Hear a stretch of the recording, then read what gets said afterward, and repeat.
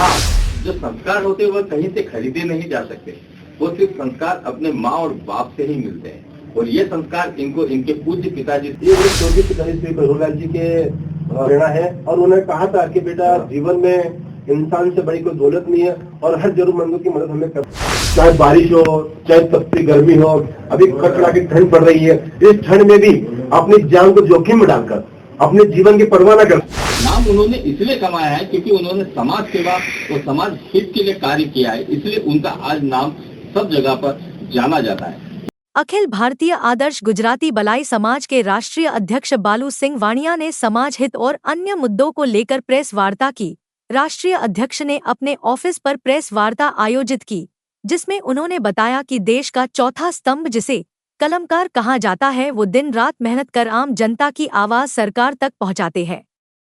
कोई भी घटना को कवरेज करने के लिए ठंड बारिश गर्मी हर मौसम में अपनी जान की परवाह किए बिना हम तक सच्चाई लाते हैं। ऐसे महान पत्रकारों का सम्मान उनके द्वारा नए वर्ष में किया जाएगा। साथ ही उन्होंने बताया कि ग्रामीण क्षेत्रों में शिक्षा की कमी होने के कारण अभी 50 गांवों में फ्री कोचिंग की सेवा अनुभवी शिक्षकों के द्वारा चालू करेंगे, जिससे बच्चे अच्छी शिक्षा प्राप्त कर अच्छे अंक प्राप्त कर अपने परिवार और अपने गांव का नाम रोशन करे। सर्वश्रेष्ठ अंक लाने वाले विद्यार्थी को एक लैपटॉप गिफ्ट किया जाएगा। राष्ट्रीय अध्यक्ष ने बताया कि जब से उन्होंने पद का दायित्व संभाला है, समाज हित का कार्य कर रहे हैं और करते रहेंगे। नमस्कार दोस्तों, आप देख रहे हैं एमपी खुलासा द विजन ऑफ एमपी। आज हम जो है अखिल भारतीय गुजराती बलाई समाज के राष्ट्रीय अध्यक्ष बालू सिंह जी वानिया से मिलने के लिए आज आए, क्योंकि आज उन्होंने पूरे महत्वपूर्ण विधानसभा क्षेत्र के साथ में अन्य ही राज्यों में भी अपना नाम कमा रखा है। नाम कमाने से मतलब ऐसा नहीं कि उन्होंने किसी राजनीतिक दल के साथ में या किसी उससे नाम कमा रखा है।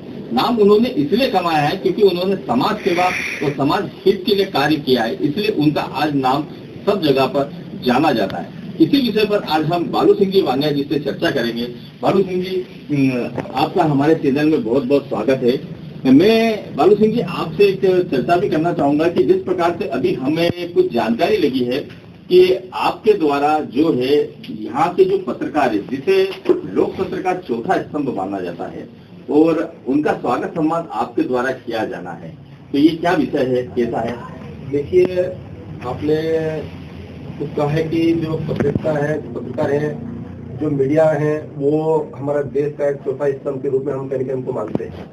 और चौथा स्तंभ इसलिए माना जाता है कि हमारे देश की जो भी गतिविधि होती है, विदेश की होती है, वो सारी गतिविधि हमारे हर एक हिंदुस्तानी के कान तक, उनके घर तक ये खबर पहुंचाने का आप लोग काम करते हो। इसीलिए पत्रकार संघ को या मीडिया कर्मी लोगों को भारत का एक चौथा स्तंभ के रूप में मानते हैं। और मैंने चौथा स्तंभ मानते हैं और मैं भी मानता हूँ। और कहने के मैंने सोचा है कि अभी नए साल में जितने भी मेरे पत्रकार साथी है, बंधु है, उन सबका सम्मान समारोह करने का मेरा विचार है। हमने ऐसी योजना बनाई है और हम करेंगे, क्योंकि जो भी मेरे साथी पत्रकार के लोग हैं, वो चाहे बारिश हो चाहे तपती गर्मी हो, अभी कड़कड़ा की ठंड पड़ रही है, इस ठंड में भी अपनी जान को जोखिम में डालकर अपने जीवन की परवाह न करते हुए अपने परिवार को छोड़कर हर एक खबर, हमारे हिंदुस्तान की हर एक खबर, हर एक बात बिल्कुल सटीक तरीके से जमीन स्तर से लेकर ऊपर तक हर एक व्यक्ति को पहुंचाते हो, तो इस चीज से मुझे बड़ा अच्छा लगा। इसलिए मैं मेरे जितने पत्रकार साथी है उन सबका सम्मान समारोह करता हूँ। जैसा कि बालू सिंह जी ने बताया है कि एक पत्रकार एक ऐसा है जो बिना तनख्वाह के कार्य करते हुए धूप ठंड गर्मी बरसात सब में अपने परिवार तक को छोड़कर सिर्फ आम लोगों तक सच्ची से सच्ची घटना पहुंचाने का कार्य करता है। और उसी बात से बालू सिंह जी प्रभावित हुए हैं।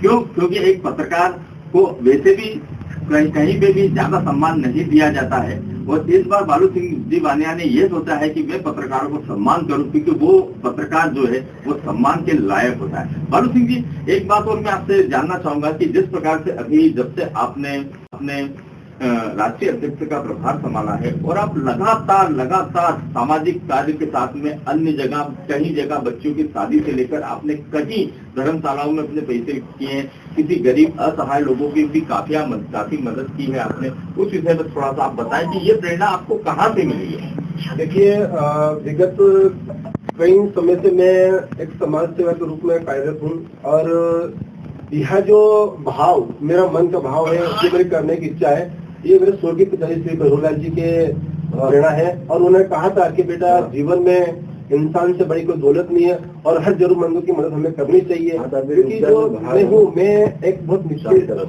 हूँ। मैंने जीवन में बहुत मेहनत देखी है, बहुत परिश्रम करा है, मैंने लोगों के घर पे नौकरी करी है। तो मैं चाहता हूँ कि मेरी आने वाली पीढ़ी है, जो मेरा परिवार है, मेरे समाज के लोग या किसी वर्ग के लोग, वो इस मुसीबत में ना पड़े और शिक्षित बने और शिक्षित बनकर एक अपना खुद का रोजगार स्थापित करें। इसलिए मैं कहीं न कहीं ये सेवा करने का मेरे इसमें वो एक जागरूकता हुई और मैं लगातार सेवा करता आ रहा हूँ। मैंने करीबन 17 धर्मशाला मैंने बनवाई है। मेरे समाज के अलावा मैंने अन्य वर्ग की मैंने धर्मशाला बनाई है। और धर्मशाला के अलावा मैंने कहीं बहनों की शादी भी करवाई है, इलाज के लिए पैसा भी दिया है। और अभी मैंने एक प्लानिंग नहीं है कि जो व्यक्ति ग्रामीण क्षेत्र के रहते हैं, बच्चे उनके अभिभावक उनकी फीस भरने में असक्षम है, तो उसको देखते हुए शिक्षा का बड़ा महत्व है हमारे इस देश में। तो शिक्षा को देखते हुए मैंने कोचिंग सेंटर खोलने का प्लान करा है और मैं नए साल से ओपनिंग करूंगा। मैं अभी स्टार्टिंग में 50 गाँव में कोचिंग सेंटर खोलूंगा और 50 गाँव में एक टीचर मेरी तरफ से ला के रखूंगा, ताकि वो बच्चे को समय पर अच्छे संस्कार दें, अच्छी पढ़ाई करवाए और उन्हें आगे के लिए प्रोत्साहित करें। उसी के साथ साथ मैंने यह भी प्लान बनाया है और मेरे मन में बहुत दिनों से बात आई थी कि जब किसी घर पे अचानक मृत्यु हो जाती है या सामान्य स्तर से मृत्यु हो जाती है या अन्य किसी प्रकार से मृत्यु हो जाती है, तो मैं महत्वपूर्ण विधान ठीक उज्जैन जिले में कहीं पर भी जहाँ मुझे सूचना मिलेगी कि इस परिवार में मृत्यु हुई है, उसकी आर्थिक स्थिति खराब है, तो तत्काल न सोचे न समझे, बिना देरी के हुए तत्काल उसको नकद 5,000 की राशि मेरी तरफ से दी जाएगी, ताकि उसको देश में। जैसा कि बालू सिंह ने बताया है, ये तो आपने सुन ही लिया है, लेकिन मैं आपको एक बात बताना चाहूंगा कि जो संस्कार होते हैं वो कहीं से खरीदे नहीं जा सकते।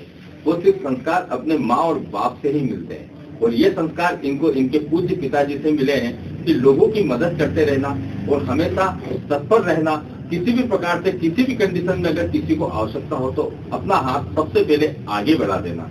और जिस प्रकार से हमारे बालू सिंह जी ने बताया है कि ग्रामीण क्षेत्र जो होता है, वहां पर क्या है कि स्कूल तो होते हैं, गवर्नमेंट स्कूल ही होते हैं, प्राइवेट स्कूल बहुत कम होते हैं, लेकिन वहां पे जो उनके जो बच्चों के जो पालक होते हैं, परिवारजन होते हैं, उनके पास ट्यूशन के लिए तक तो पैसे नहीं होते, फीस तक के लिए पैसे नहीं होते। तो बालू सिंह जी वानिया ने एक नई दिशा की ओर जाते हुए उन बच्चों को शिक्षा के ओर लेकर एक निःशुल्क कोचिंग क्लासेस जारी की जाएगी और उसके अंदर जो टीचर वहां पर जो उन बच्चों को पढ़ाएगा उसकी सैलरी भी बालू सिंह जी वानिया की तरफ से अलग से दी जाएगी।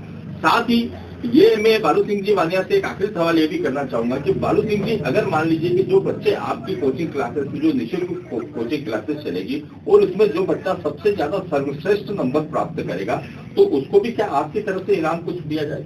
बहुत अच्छी बात पूछी आपने।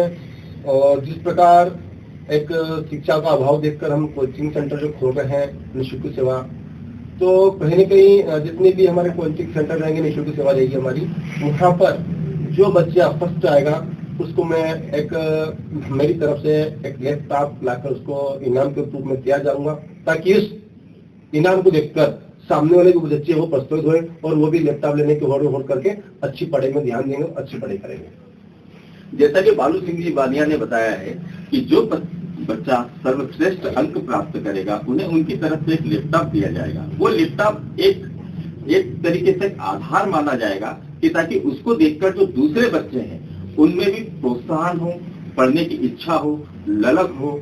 और ये सब चीज करते हुए बालू सिंह जी वानिया लगातार अपना नाम हर जगह पर करते आ रहे हैं। इसी के साथ एमपी खुलासा से लोकेंद्र सूर्यवंशी की खास खबर।